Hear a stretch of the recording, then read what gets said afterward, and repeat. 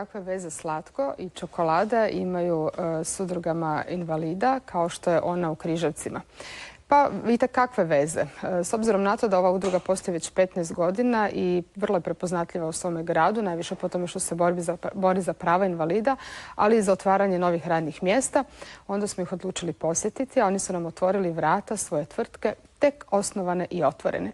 Tu se krije tajna čokolade. Prema posljednjim podacima, u Križevcima 44 osobe s invaliditetom dugo traže zaposlenje. Tamošnja udruga osoba s invaliditetom često im sama traži posao kontaktirajući poslodavce, te provodi mnogobrojne programe dajući im dodatna znanja i vještine. Kako većina nezaposlenih članova ima zvanje pomoćnog kuhara ili slastičara, odlučeno je da će u poduzeću raditi posao za koji su se školovali. Pazili su da to bude proizvod za sve generacije. I tako je čokolada postala njihov san. Napisali su izvrstan poslovni plan, dobili potporu svih važnijih institucija, strojeve, kvalitetan kakao i nedavno počeli s proizvodnjom čokolade. S obzirom na te poticaje koje dobivamo na osobe s invaliditetom, to apsolutno možemo s jednom biti konkurentni svima, koliko je u Hrvatskoj ima. U Hrvatskoj svega 30% se proizvodi čokolada, takvoga, dakle 60% se uvozi. Prema tome mi ne bojimo se tržišta, mi smo jaki, mi smo borbeni i ne sumnjamo da ćemo se probiti na tržište. Čim su kupili opremu, pozvali su i Vicenza Frigultija. Iako hrvatski ne govori najbolje, svi su razumjeli koliko je njegovo znanje impresivno. Vicenzo je vrstan čokolatijer i često svoju čokoladu šalje na natjecanja, pa je posve jasno da će čokolade ove tvrtke zasigurno biti u samom vrhu domaće proizvodnje. To je prvi put za mene danas. Ja sam došla ujutro iz Rijeku za napraviti neki malo edukacija kako se operira kod stroje, za temperirka, kako treba napraviti kalupe za punjeve i neki ganaš za punjeve praline. U čokoladama i pralinama može se osjetiti i dašak domaćih delicija, pa će tako u njima iskusno nepce prepoznati domaću šljivovicu, a proizvode i čokoladu sa suhim šljivama, koje nabavljaju od lokalnih poljoprivrednika. Na taj će način cijela zajednica profitirati od ove slatke tvrtke. Evo loše, dobro je ispalo.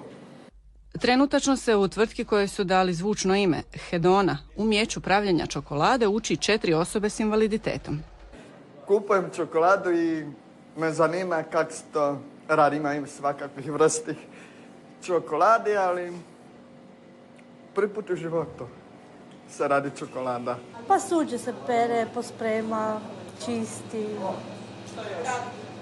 Čokolada se stavlja u frižider i vadi.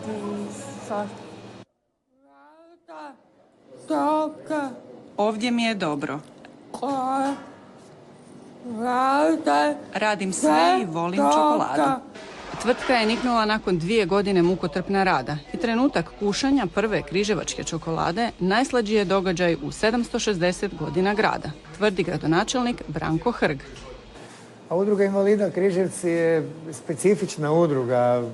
Naime, zna gospodin Gatarić i svi naši članovi i članice da je ona u posebnom statusu.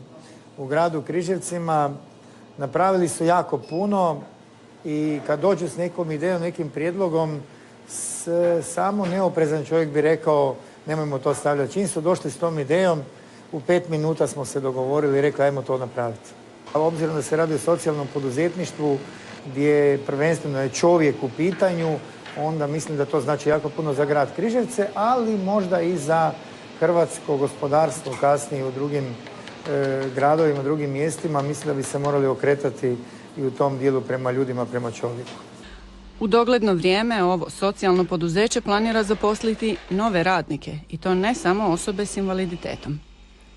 Grad nam će dodijeliti jedan tu štand odgovarajući s rashladnim uređajem gdje ćemo u gradu početi polako prodavati to i malo po malo, jer ovo je još uvijek 4 mjeseca planiramo ta probna proizvodnja, nakon 4 mjeseca se bi to trebalo zavrtiti i po Hrvatskoj biti evo taj križevački jedan brend, ja se nadam da će biti. Tvrtka koju su osnovali i žar kojim rade doista mogu biti primjer svima. Da ih je više u Hrvatskoj bi kriza bila nepoznat pojam. Upravo tako. Kao što bi ove slastice mogle postati i trebale postati brend u Hrvatskoj, tako bi ovaj način socijalnog poduzetništva trebao postati brend u Hrvatskoj. Toga zapravo ima, iako se o tome ne govori previše često. Nažalost, još uvijek novinske naslove pune one s negativnim predznakom priče.